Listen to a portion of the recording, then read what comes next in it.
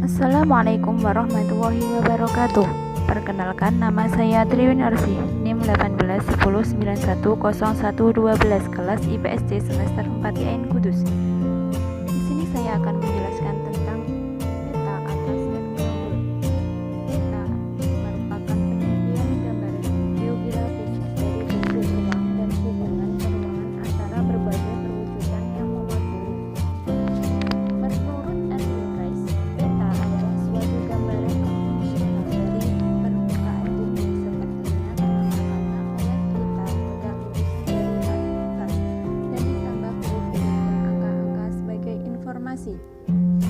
Peta mengandung arti komunikasi antara arti yang merupakan suatu signal atau saluran antara pengirim pesan dengan penerima pesan.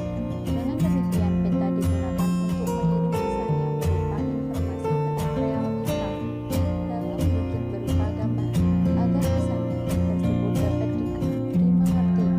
Maka harus ada bahasa yang sama antara pembuat peta dan pembaca peta.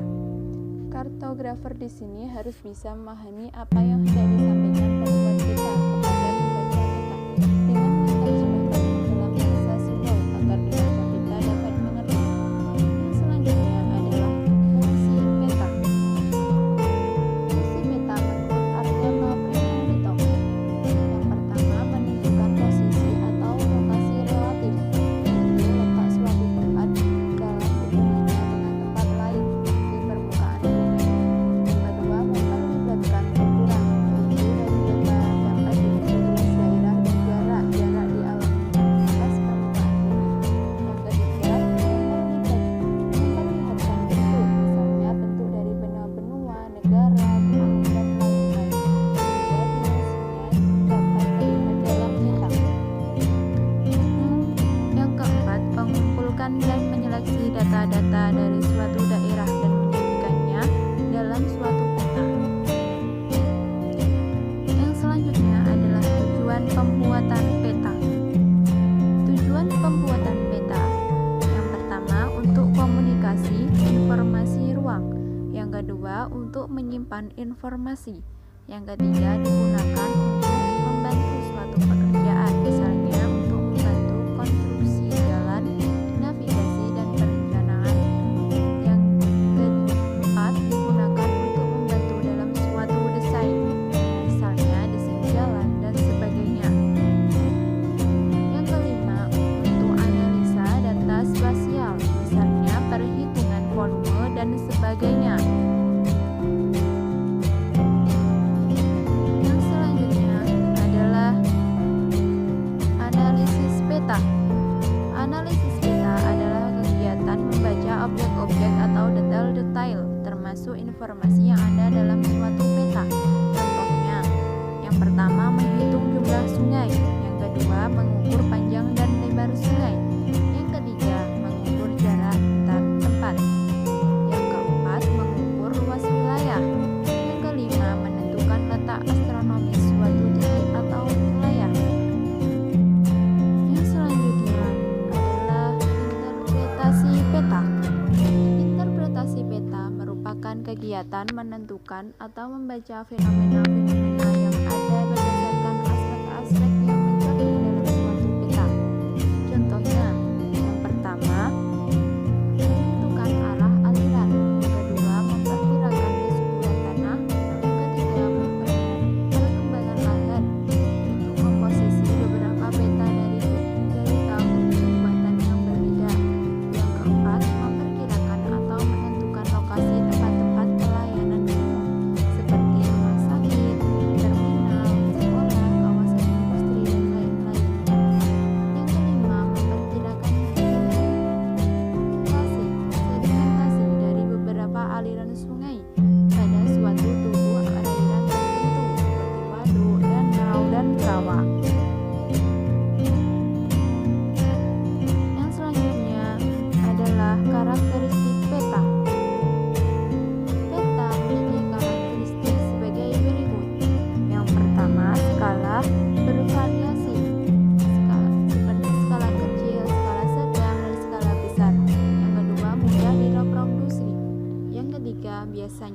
digunakan sebagai peta dasar untuk kepentingan-kepentingan tertentu yang berupa pola peta tematik.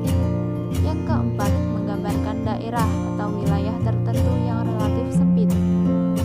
Yang kelima, untuk mengetahui lokasi peta digunakan bantuan insert, gambaran wilayah yang lebih besar. Yang keenam, untuk perencanaan yang detail harus menggunakan peta berskala besar.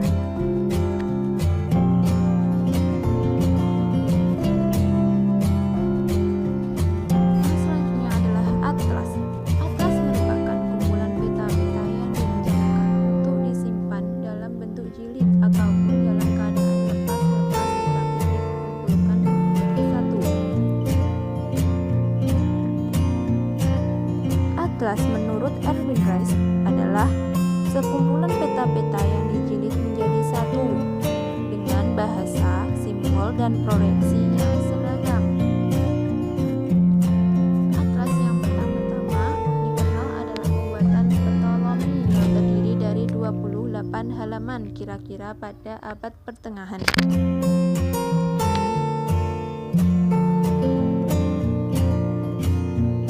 Memiliki karakteristik.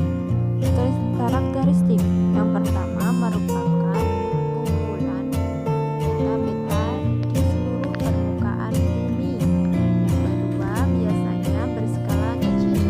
Yang ketiga wilayah-wilayah yang kecil tak tergambar jelas. Yang keempat mudah direproduksi. Yang kelima biasanya digunakan untuk kepentingan yang berskala besar atau regional, misalnya menggambarkan iklim global, persebaran penduduk dunia, navigasi, dan lainnya. Selanjutnya adalah jenis atlas. Jenis atlas berdasarkan isinya, yaitu yang pertama atlas referensi, yaitu terutama hanya untuk kepentingan lokasi atau referensi desain untuk membantu penggunaan dalam menentukan penampakan geografis atau politik. Yang kedua atlas nasional, yaitu pada atlas nasional menampilkan keterpaduan elemen-elemen geografis fisik dan hasil yang mencirikan suatu negara. Yang ketiga atlas regional atau provinsi yang menggambarkan aspek kekhususan bagian suatu negara.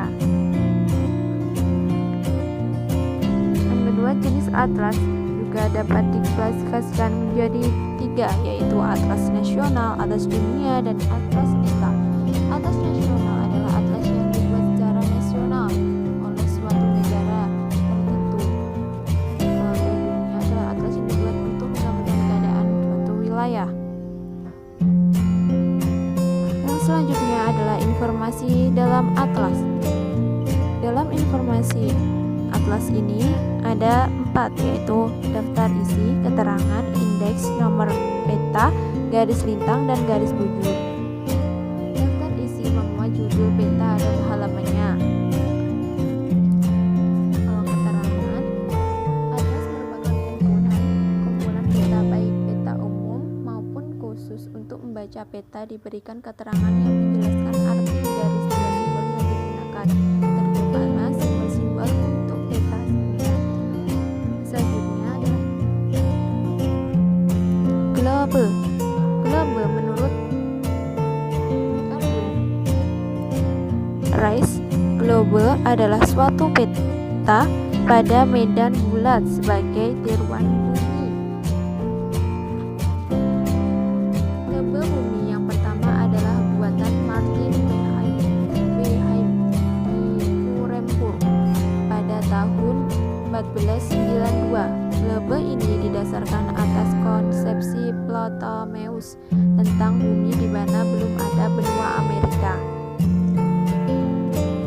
Kegunaan globe yang pertama-tama hanya sebagai penghias ruangan, kemudian berkembang sebagai alat peraga ilmu pengetahuan, dan akhirnya sebagai media pendidikan.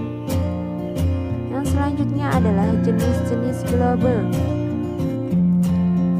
Yang pertama, globe politik adalah globe yang menggambarkan negara-negara di dunia. Yang tergambarkan adalah antara lain batas-batas wilayah negara, deretan pegunungan, wilayah sungai-sungai besar, jalan internasional, dan samudra-samudra. Yang kedua, globe persegi